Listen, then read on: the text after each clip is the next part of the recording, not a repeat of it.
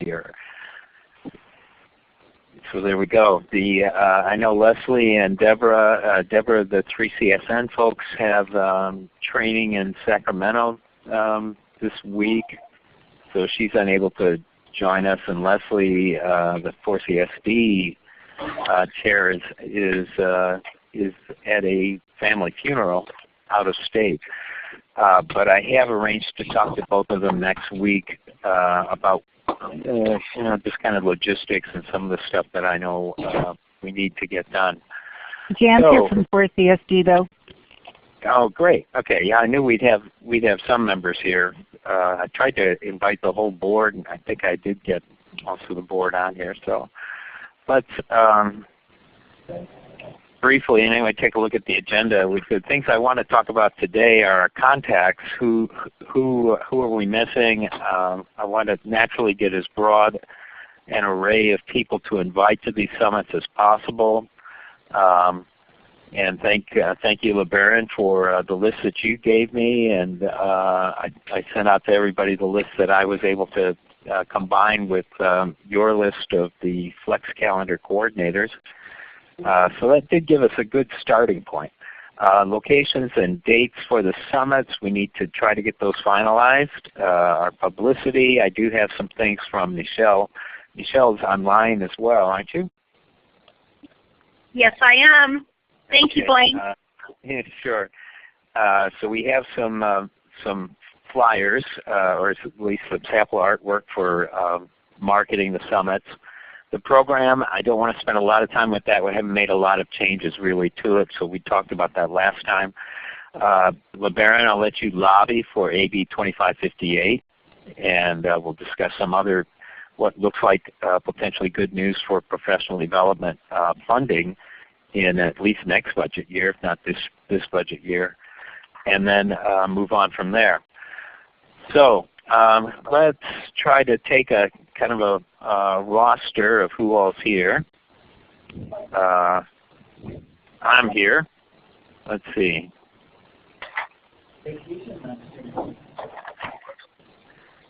Dolores is here. I'm here. Who else is here? LeBaron. Jan Chart. Jan, thank you. Yep,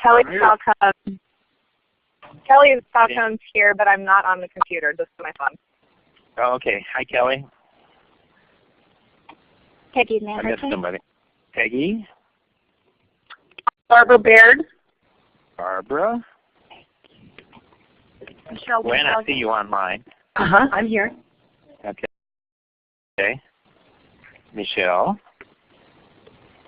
W. Anyone whose name does not appear on the list? Mike is here. I'm only on a phone though. Okay. Hi, Micah.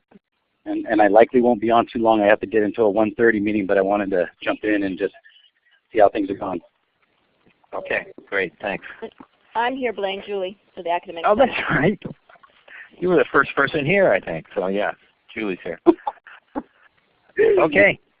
Very good. So let's talk about that contact list. I sent out to everybody a spreadsheet which took the names that LeBaron gave us, and those were the Flex Calendar coordinators, I believe, from last year. Am I right, LeBaron? I'm sorry, I was yes. Yeah. They are the ones. They are the Flex Calendar coordinators that submitted the Flex reports as of June of this year. So moving forward, they would be, unless I get any updates coming forward, they would be my contacts for 14-15. Okay. So I know that some of those are changing. I know that, in fact, I'm pretty sure Palomar, I've got to go back and look. But for example, at Palomar, Kelly, I don't think you were on the list from LeBaron, but we know that you are the current Flex Calendar coordinator. Right. Correct? So we, as a matter of fact, I got a couple of, somebody sent me something yesterday. So what I will do with the list that I sent to you is we are posting that list today. on the Chancellor's Office website, and then I will email everyone and tell them that we have posted it. And then I may get some other updates to that. But that list is derived from when the Flex coordinator submits the activities for 14-15, then I just extract their names from that submission. Okay. Okay. Well, your list is for specific purposes a smaller list because you're only talking about Flex Calendar coordinators. This is true. The list, the audience that I'm trying to reach is really anybody on the campus who's involved in professional development activities. Dolores was good enough as soon as she saw the list to give me a couple of names from Foothill, De Anza District who are actively involved in training and professional development. I think Dolores, you did one for faculty and one for classified staff. Is that right? Yeah, I sent you. We've got a tri-chair system for our PD, so I sent you the names of the 3 people from Foothill. You had the professional development administrative coordinator, but I sent you the staff and the faculty people. Right, and that's sort of for our purposes. We really want to get not just the administrators and not necessarily just the Flex folks, but anybody really who's involved, who could potentially anyway take advantage of a clearinghouse of materials and courses and the rest of that stuff. Both contribute to it, but also use it for the purposes of professional development and staff development. So we'd like a broader swath, and I'd certainly encourage anyone on this committee to take a look at that list and see if there aren't some names on your campus who are not on that list. And I am going through, I've actually started, I think I'm in the C's now. It's a little tough to get through this. But I'm going through again and contacting each of the colleges to see if they have names to add to that list, letting them know. Because these summits won't be much good if we only reach a small number of people. The larger number of people that we can reach, potentially the better the clearinghouse itself. Blaine? Gwendolyn. So I saw that list come through, and I wasn't clear if you just wanted us to gather up a group at our campuses, because I run the professional development here at Ventura College, or I can send you a list of like all the people on my committee and people that get involved in our professional development. The committee itself is 25 people, but the people that get involved is much, much larger. But I could send you all that for that invite, or I can bring a group with me to one of our local regional one. I was just really waiting for some direction. Okay. And I think I would like both. I'd sort of like to have a big list of people because we're not likely to get all 25 of your folks. But they may be interested in updates on what's going on with the clearinghouse, et cetera. Any kind of marketing or information materials that we send out of, look, we've selected this as a database, would you mind beta testing it, and that sort of thing. Okay. The more the merrier in terms of that. And our Goldmine database can handle mass emails of that sort.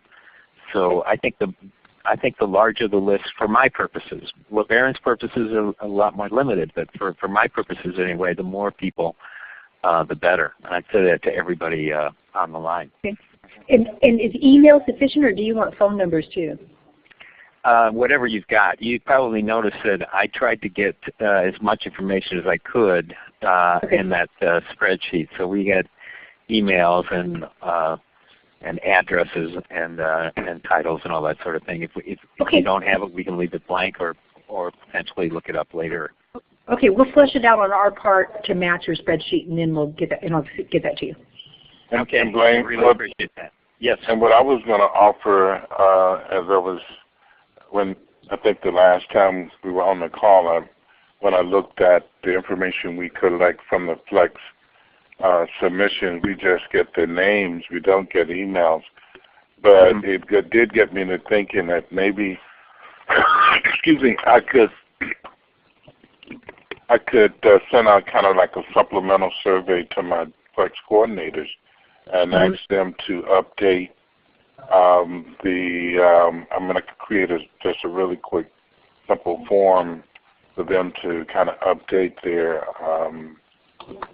advisory committees with email addresses, so that we would then have names and email addresses to add to that.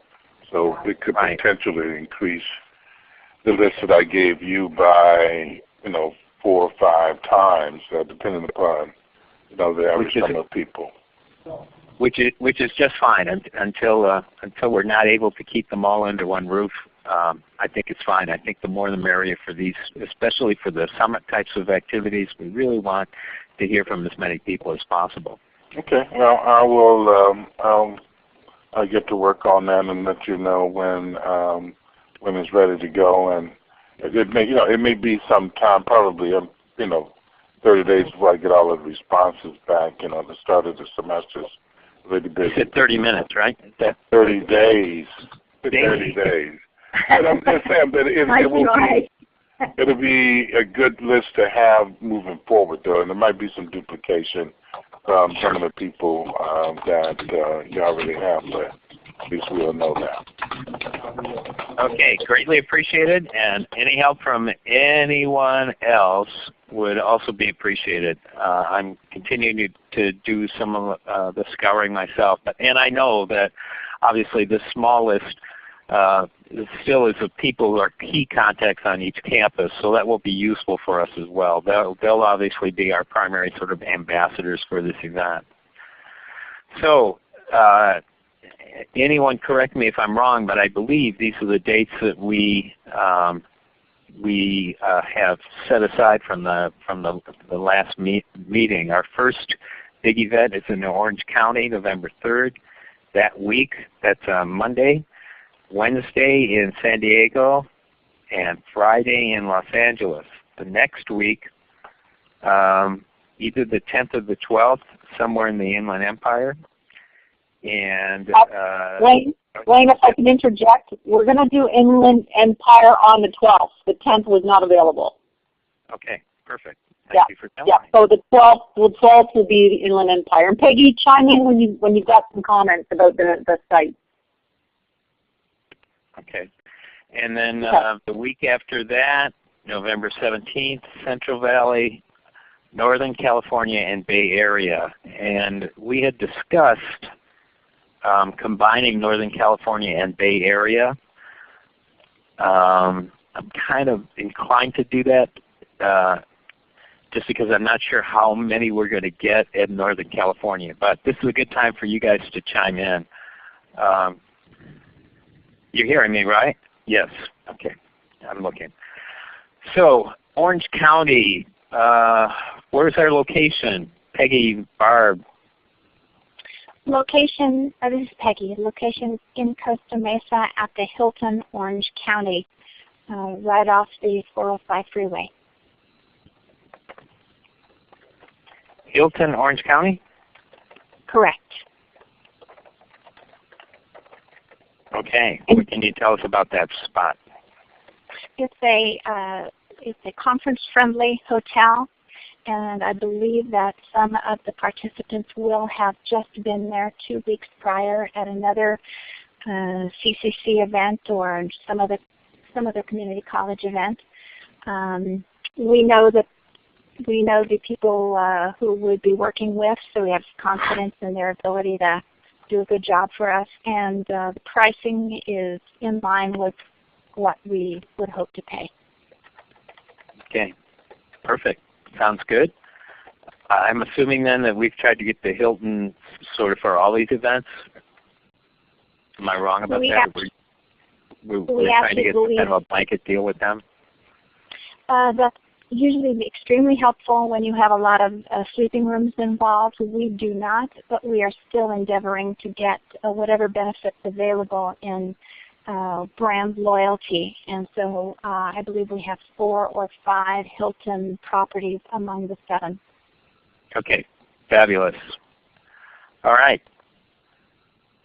San Diego on the Wednesday of that week. What did we get? This is Peggy. It's the Weston gas lamp. Still in negotiation to bring a couple pricing levels down, but it all fell into place. Availability, location, ease of use, meeting accessibility. And so that is our top choice at this point. It's a good spot. It was called Weston Horton Plaza at one time, but now they call themselves Gas Lamp. Right. Well, it's a great spot. I mean, if you're staying overnight, it's not necessarily a great spot for a day, inside. But you can always. Can I chime in on that Weston? I'm sorry? I just wanted to chime in on that Weston. We just need to be really careful to identify which one it is, because there's actually two Westons 2 blocks from each other. Oh, really? So one of them is attached to the Horton Plaza, and the other one's actually on Broadway, but I've had people mistake it multiple times.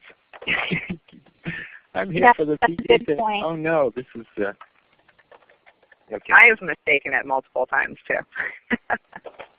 All right, so we'll have to make sure we give them good address information. And is there parking at this place? Yes, there is. Okay. Okay. Los Angeles, what'd you get? It's a DoubleTree by Hilton, again in the Hilton arena. It's in Marina Del Rey, not too far from the 405 freeway, avoiding downtown traffic and high expenses. So it's called the Hotel MDR for Marina Del Rey. Mm-hmm. Hotel MDR Marina Del Rey, a DoubleTree by Hilton hotel. And sounds good. Extremely good prices, and we're the only meeting group in the hotel, so we'll be showered with attention, and everything is, there's no questions or no issues at all. Wow, that sounds great. Now, is that up to 5, the 405, or? It's close to the 405, and I think it's the 90. So once you leave the 405, I think it's the 90 that drops you off right there. All right. Sounds good. Inland Empire, and it is the 12th. Yeah, 12th. Okay. Peggy, do you want to just let the group know, this is Barb, why we're not having it on the 10th because of a school holiday, I believe? Sure. Veterans Day is technically the 11th, but we understand that the 10th, some people might be taking off the 10th as well. Good point. So since the 12th was an alternate date, we went with the 12th. And the Pasadena location is one that we were strongly encouraged to select, and the Weston Pasadena is filling all of our needs at this point. Well, then the following week, we have our Northern California, the 3 in Northern California. Wait. Let me get off of the slide first. There. Okay. I had to do my artwork. You understand that too. Okay. Pasadena Weston Hotel. Good. Now, what have we got? The 17th Monday in Sacramento is the DoubleTree by Hilton, Sacramento. And again, everything fell in line with them. Pricing is just a dream, and they have great meetings-friendly location. Yeah, I went to, in fact, we worked at a conference there for Linda Mikulowski last year. It was a big conference, big summit, and it was very good. The people there were very good too, easy to work with. Okay, what else have you got for? Well, that's it, right? That's Central Valley. That's the one. So the 17th. Right, and then the next day, which is the next event, which is Wednesday, the 19th, is for the region called Far North, and it is actually towards the coast in Santa Rosa, right off the 101, Doubletree by Hilton, called Sonoma Wine Country, but it's not a wine country per se hotel. It's the pricing and the availability and ability and willingness to negotiate just are great. Okay. This is Jan. Chances are people from Contra Costa County, Alameda County, Solano County, and probably Santa Clara County would find it easier to go to the Sacramento because they would either just go up 680 to 80 or just straight up 80. It's closer to go that way than it is to go over to the coast to Santa Rosa. Yeah, and I can tell you, I live in San Jose. The likelihood of people from the South Bay, Santa Cruz, going to either Santa Rosa or Sacramento is pretty low. Yeah. It's a good 2.5 hours with no traffic to Santa Rosa from San Jose. And at that time of the morning, if I don't leave my house by 7 a.m., I don't get to Sacramento before 11 because of the traffic. So I'm pretty sure if you're going to do your Bay Area NorCal or in Santa Rosa, you're going to get very, very few Bay Area folks comparatively. Certainly not Santa Clara, Santa Cruz, even San Mateo. Or San Francisco. Well, yeah, because you'd have to go over the bridge. It's just that's a fact. Because we used to have regional 4CSD meetings, and I can tell you that if the ones we had in Santa Rosa, people didn't attend unless you happened to work in Santa Rosa or you were on the 4CSD board. And the better attendance we had is when we had them in Sacramento. But people from the Bay Area traditionally did not come because of the commute. Yeah, it's quite a commute. Really far. Yeah. I think it'd be better off to do a teleconference for this area. Did you have another one in mind, Peggy? Originally, a couple conversations ago, we looked at Oroville, which is farther up the 5. No, forget about that. And so that was one area in the central, and instead of going that route, I thought that the coastal, being close to 101, might help the folks in Eureka and the ones along the coast. So am I correct in hearing that anyone in NorCal will tap into the Central Valley meeting in Sacramento? Well, we may. I like the idea of going telecommuting. In other words, maybe doing a webinar for those folks, just because physically it's tough for them to make it to. There is no real central location for them that doesn't involve long commutes. Yeah, but can I just throw something out there? You guys have 4 meetings in the south, and you are talking about essentially having 2 in the north, one of which is so far north that you're going to exclude most of the Bay Area, and the other one that's in the Central Valley. I mean, I'm sorry to be defensive about being a Bay Area person. Maybe it's my Area B thing, but no. you're not going to get people driving to Sacramento from Santa Cruz or San Jose or any of the colleges down here. Yeah. That's what I'm asking, Peggy. Did you? Yes, go ahead. And, we haven't actually gotten to San Francisco, the Bay Area region yet, so we do have a meeting planned. Oh, you do? Okay. Okay, give me that one. Okay. So, and that's the last one date-wise. That's why I haven't gotten to it yet. So that's the 21st Friday, and the location is South San Francisco in the South San Francisco Conference Center. It proves to be price-wise extremely reasonable, and I had feedback from the group regarding parking and difficulty getting to downtown San Francisco. And in fact, the RFP responses that we got were the pricing was quite high. Many, not a lot of willingness to negotiate. So South San Francisco Conference Center, which is quite close to the airport, is the current lead choice.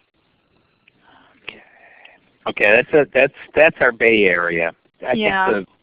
I think it's the 19th that maybe what I'm hearing. You know, who are we going to get to come to Santa Rosa? That's the real question. Because I think we'll get the San Jose folks at San Francisco. Am I hearing that right? Santa Rosa, you'd probably get Marin County, and you might get College of the Redwoods from up in Mendocino, Ukiah. But if it's lousy weather, from coming from Napa over there, I'm not going to because it's 2-lane cow roads, basically. Right. To get over there, I would rather go to Sacramento because it takes me less time from Napa to get to Sacramento than to get to Santa Rosa. So I'm kind of thinking it's the 19th that looks like the most vulnerable. I mean, the one that maybe it's an if whether we're going to get an audience for that one. And I do apologize if I sound defensive about it too, but no, I've been there. I've been there.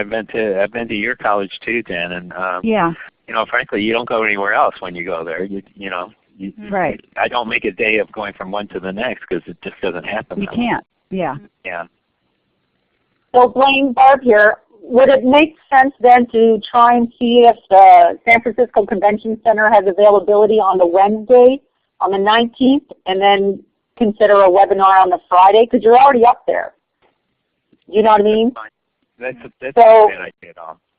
So just, you know, switch that date. So instead of doing San Francisco on the Friday, move that to the Wednesday, and then, you know, we can talk about how you want to handle the webinar post-conference call today and kind of decide how you want it. Because from a traveling perspective, you're going to be gone for 5 days versus 3 or 4. You know? So Peggy would have to obviously check on availability up there, see if it would be available on the Wednesday. I'm not too sure. We'll have to take a look. Okay. Well, that sounds like a plan to me. And the webinar, I'm sure, can be delivered well. I'm very comfortable with that, and it's certainly more likely that those of us who, you know, have kind of player parts in any of this could attend a webinar, regardless of you know, where or when, I suppose. So we can work that part out. Okay. Record it for that matter, but yeah, let's shoot for that. So the 19th to the 21st at San Francisco, the 17th at Sacramento, the 12th in Pasadena, 7th Los Angeles, 5th San Diego, and the 3rd in Orange County at Costa Mesa. All right, that sounds like a plan to me. Peggy, do you have any thoughts on switching that date? Is that going to, do you know if that property in San Francisco had availability, or I know we didn't ask for that date. Do you think we can get a quick call on that after our meeting? I will make a call. In fact, I'll send an email right now, and because I've been in contact with her a lot. I would imagine that the South San Francisco Conference Center has a good availability for the night. Okay. Thanks. Okay. Thanks very much for your work on that, Peggy. You're welcome. It all sounds good to me. Looks like we'll have fun with that. So now I'd like to go into some publicity, and here's where I'll ask Michelle to do a little bit of talking for me. She's done a couple of flyers, and I have both of them here. Here's one, and here's the second. Actually, we did 4, and I eliminated a couple before we brought them to the group. So, Michelle, go ahead and tell us what we've got, what we're looking at. Okay. Thank you, Blaine. First of all, we wanted to, I worked with my graphic designer and explained to her that we want to use this for, we wanted a nice clean format so that we can use it for email as well as any kind of printed flyer, and then use some of the artwork for other purposes like Facebook and so forth. So, so she came up with 4 ideas and we scaled it down to 2. She made a few little changes in the logo simply to make the Professional Development Clearinghouse Summit, which I think is the correct term that we're going with, stand out. And so she went with one that's a little bit more conservative looking. It has a little cartoon lady, and we could certainly change, you know, it to a different person, but the general idea is, you know, it's almost like an animated figure, and the fun way of stating it that Blaine came up with, the let's make something, and kind of saying, let's all get together and put something together and be a part of this. And so here's the wording that Blaine has provided to us, and we can certainly go through this, but I think that it gives the general information and who should attend. I think we need to somehow state in this piece also, and I haven't put it in here yet, that it's complimentary, that they don't need to pay to go to this. And it's going to have a button to register now, and that will take them to our little registration site that we're using, Eventbrite. So that will take them, and then they can select from a list of all of the locations that they want to attend. They can pick which one. I'm not sure why actually I needed to ask this. We're saying one or more of these regional summits. Do you think people will attend more than one? I think they could. Okay. I think, I don't want to exclude that. It may be, for example, that Gwen goes to Sacramento and she says, I like that so much, I want to go to the Bay Area. Okay, awesome. And bring a friend or something. Okay, fantastic. So the where and when will probably, I don't know if we're going to be listing all of that here, if there's going to be room on a little one-pager like this, but we certainly can. We'll figure it out. Or we can just say, check for the Southern California or Northern California locations or something like that. So, or just say that we have it in 6 locations plus an online webinar. And then we'll have all of the logos. So the main thought behind this is we wanted to make it something fun and in the vein of everyone getting together and talking and sharing. And so the one with the little balloon, the bubbles, the speaking bubbles, I thought that one was cute. And we can certainly, adjust some colors or whatever, but this just gives you the general look and feel.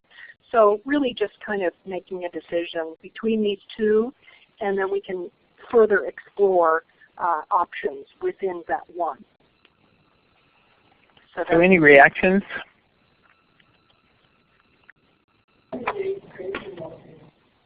This is very nice.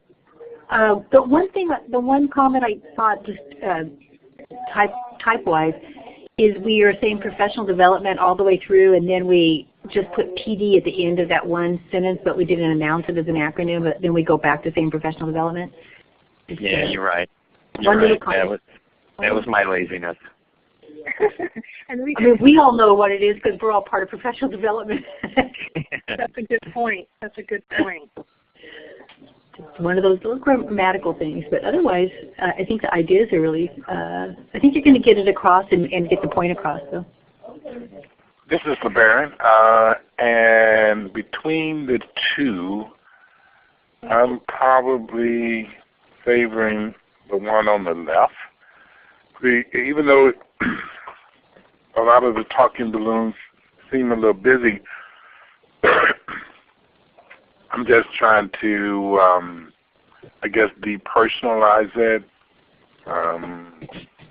versus the cartoon lady. I kind of like her. Oh. She's cute. I wish I was that thin. Right. Well, it's my point. I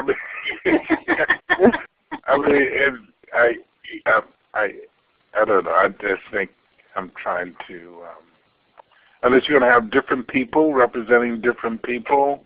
It's always a concern when you don't have multiple races and right. body types and everything else. Yeah. Right. The ones on the left is a little bit more agnostic. Is kind of like generic versus.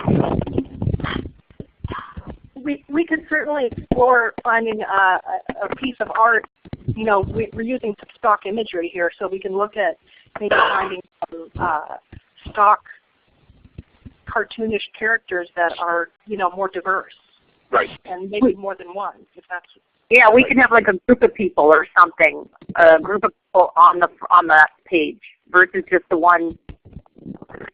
That's where I was going. I was trying to be politically correct by not pointing certain things out. But no, I do understand. I'd probably want to if it's possible, I realize you've got a lot of logos here, and I know Julie and Dolores and LeBaron and I are going to talk about at least one of the logos here. But I'm kind of thinking they're taking up a lot of white space that could be more information. That it might be better to run them along either the top or the bottom, maybe the bottom. That's what I was thinking too. Okay. But then we could say something like, it's free, or we'll pay for lunch, or lunch and parking, or something. The kind of information that probably would be necessary to get a commitment. Yeah, I think you're right, and you definitely want to talk about a free lunch and free parking and that kind of stuff. Yeah. Oh yeah, if you're going to feed them, and it's free. Right? Yeah. And you still got to put all your dates and locations in too. So. Right. Yeah. You could put a starburst on there too. Mhm. What was the last comment? So maybe we could, kind of take literally half of the page, and I'm not really going to commit to one or the other. I'm fine with either one. Okay. But maybe a little less graphic and a little more, and not. I'm saying a little because you need color and you need, things need to look attractive, but a little more information that we try to squeeze in there with. Okay. Maybe reduce the size. I'm just gonna let me see if I can get a pointer here. Reduce the size of this logo. Bring this up a bit. You see what I'm saying? Sure. And then all this comes up a bit, and then if we can, run the sponsor, and I won't say sponsoring, the collaborative organizations down at the bottom. And that makes it possible for us to use a little more space here with those kind of, free parking, free lunch, and these are the dates and locations. Okay. Sounds good. Everybody agreed on that? Yes. Yeah. And the thing I like about the one with the cartoon balloons instead of the woman is the fact that the Discover the Future Professional Development in the purple band sticks out more than the other one. Good point. With the color. So, yeah. The other one's kind of just lost. Okay, this is why I don't like to make those decisions. I probably should bring back the two that I threw out because you probably like those. Now, are we thinking we're going to move ahead because we don't want to move ahead with both? We'll move ahead with the one with the balloons. Yep. Okay. Yep. Excellent. We'll do a new layout for that and maybe some other treatments now for Facebook and so forth, and this will give you a better idea of how it's all going to look together. Sounds great. Good work. Thank you very much. Excellent. Thank you. I just wanted to review, kind of what each day is going to look like, with the exception of what we've decided now is going to be a webinar, in which really we'll have to. There won't be any breaks. We'll just do a webinar, but try to get some ideas from folks, give them the information. But this is the basic schedule. And we went through this last time. Introductions, clickers, we've got plenty of clickers for that. Introduction to the concept, and then the breakout groups, and then the brainstorming questions. And you'll note that topic 4 has been changed to, what are you bringing to the table, essentially. But I didn't make a whole lot of changes to these because I thought it sounded okay. Yeah. And then vote, report back, and get the closing remarks in there. Does anybody have any other thoughts about the program? I think that's going to take your whole day up. Yeah, I do too. I think it's going to be a busy but exciting day. I think there'll be a lot of participation. It'll be good. Well, the people that are coming are already going to come with lots and lots of ideas. So they're all actively involved with professional development. So. Excellent. All right, LeBaron, I thought I'd bring this up because there were a couple of things that happened since we last met that have an impact, not necessarily on the clearinghouse, but certainly on professional development in community colleges. So AB 2558, what do you know about that? Just a little bit. So let me tell you where we are with this. And so as some of you probably know if you've been on my email list, AB 2558 did make it through the legislature. It passed out of the Senate, but one slight revision went back to the Assembly and was approved out of the Assembly. It made it through both of the Assembly and the Senate without one negative vote.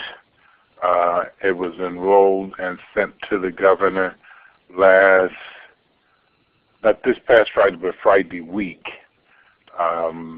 So we last week we sent out announcements to as many groups and organizations as we can with a sample letter to the governor and from the chancellor, encouraging the governor to sign the legislation. The governor has until the end of the month, September 30th, to sign the legislation or veto the legislation. If he chooses to not sign the legislation, or if he chooses not to veto the legislation, then it does become law without his signature. So there are three possibilities. He can sign it, and he could veto it, or he cannot sign it. And two of those three scenarios, the bill then becomes law and will become effective in January. What the bill does is it establishes a professional development program, and as it says, it will require any funding appropriated for the program to be allocated in accordance with rules and regulations developed by the board. We also, and the board approved this a week ago today, a budget change proposal to be submitted to the Department of Finance and to the governor for funding for this program, and we requested $25 million for the professional development program. So thank you. There you go. You're very good, Blaine. I like it. So that is right. So that is moving. Well, it's over there now, and it's just hopefully there are two things that we obviously want to take place: is for the governor to sign the legislation, and then if he signs the legislation, then to fund the program for $25 million. And assuming the most positive elements, this is adopted, those funds will become available July 1 of 2015. We would obviously need to develop regulations, and if he signs the legislation, we will begin that process immediately, so that we would probably not have any regulations to take forward until maybe the January board meeting for first reading and then March for second reading. But we would definitely want to have regulations in place by the time the funds would show up in July 1. That's the overall piece. The only other thing that I would say is that colleges would have to opt in to this program. If the college did not opt in, they would not receive any money. So how does $25 million get split up? It would usually, the way we have done this in the past, it would probably be based on an FTES basis, or maybe not FTEF, and the number of classified staff and administrators. This fund would be used to cover all employees. So we would identify the number of employees out of district would be done on a prorated basis. And we would probably establish a minimum floor for our smaller colleges so that everyone would receive at least a minimum amount. Like for instance, in our basic skills dollars, everyone receives a certain level funding, and then so regardless of your size, you go below a certain level, you still get the same floor. Obviously, those numbers haven't been determined, and that would be dependent upon how much money. Even if he funded it, he could fund it at $25 million or less. We asked for $25 million. The numbers that we were working off of, that would average around $600 per employee. So this probably is good news for anybody who's involved in professional development at the campus level. Absolutely. What the program, what the legislation does is to establish support for employees and that their salaries would be paid while they would be going through professional development. We use the flexible calendar model, which is done. Colleges receive funds in lieu of instruction. The average number of days is 5 days in Flex Calendar. We do have 9 colleges that don't participate in Flex, but the average number of days for those remaining colleges is 5.5 days. And and what that simply means is that when a college would take 5 days off of their instructional calendar, the state of California will pay the colleges as if they were teaching. Currently, that comes out to about $150 million for all of the colleges in the system are paid for those 5 days that they are not teaching so that they are held harmless. The colleges then use those dollars to pay the salaries of the faculty members that are not in the classroom teaching at that time. But this program would allow the college to do the same thing for classified employees as well as administrative employees, and allow the college to use either the mandatory days or the individual agreements as they currently do with faculty now. So if a classified staff couldn't make a mandatory workshop because they were serving students and financial aid, they would be able to set up individual agreements as faculty can do in some colleges now. So it gives the campus the flexibility to do that. So that takes care of the employee. So when the employee goes, they are paid their salary. What this $25 million would do is to pay for the activities. So for instance, if someone wanted to go to a conference, the $25 million could be used to pay for the conference fee and travel and that type of thing.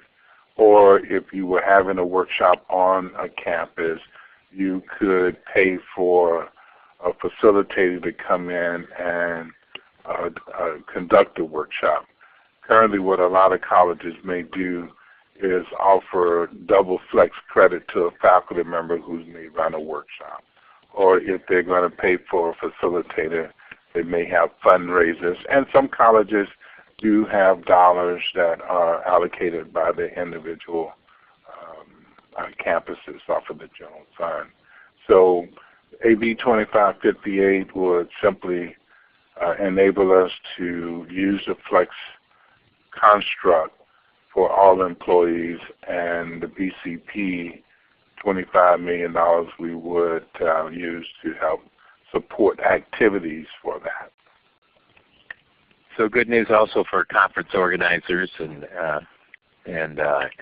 potentially anyway funds might be available in the next fiscal year for summits on how to use the Professional Development Clearinghouse, for example. Right, exactly. As a matter of fact, if you also contained within the BCP, we propose that 10% of the dollars, 10% of the 25 million, so $2.5 million would be used to support a professional development grant. The type of virtual activity that you're talking about could be supported with that $2.5 million we would. So 90% of that would go directly to colleges. We would hold back 10% to support statewide activities, the kinds of things that we're talking about now. So this piece that we're doing today and talking about today could be supported and enhanced. I think it probably makes sense. I mean, all of the funding for this clearinghouse right now is coming out of the Online Education Initiative. I think it actually makes more, since we are not really focused on online education so much as on real professional and staff development. It probably makes more sense for the system to make some commitment to this instead of the OEI. But that's that's for another debate. But that's the design that we are trying to put together would support this type of activity. So I think that really the work that we are talking about is long term. Would go far, and I think that $2.5 million we would be able to put together some pretty robust activities, and it would help the colleges to leverage the funds that they got because either if we could get mass deals like what the foundation does to drive costs down, then individual colleges, when they spent the money and allocation that they got, they would not they could get better bang for their buck, so to speak. I think it actually probably makes sense to pay people to put things in a clearinghouse, to share things, in other words. I mean, but that's another debate altogether. We don't need to go there right now. But I think it kind of makes sense to use some of that money to actually get people to produce some worthwhile content. But we'll see. We'll see how it goes. Anyway, it's all a rosy picture for next year, anyway. Right. Well, a lot of things do have to take place, as you know, Blaine. But that's the design and the plan. And I think that the work that we're doing now would be perfect for what we are trying to get accomplished. Sets up a scaffold, yeah. All right. Well, thank you very much. Any comments from anyone else there or questions about these developments? It's all good information. Hope we make it happen. I do too. Me too. If we can get the academic senate to send a letter. Hey, LeBaron and Blaine and Dolores, you want to stay on and see if we can come up with a date next week? Sure. Discuss with David. I'd love to do that. All right. For all others, and I'm also going to keep Barb and Michelle and Peggy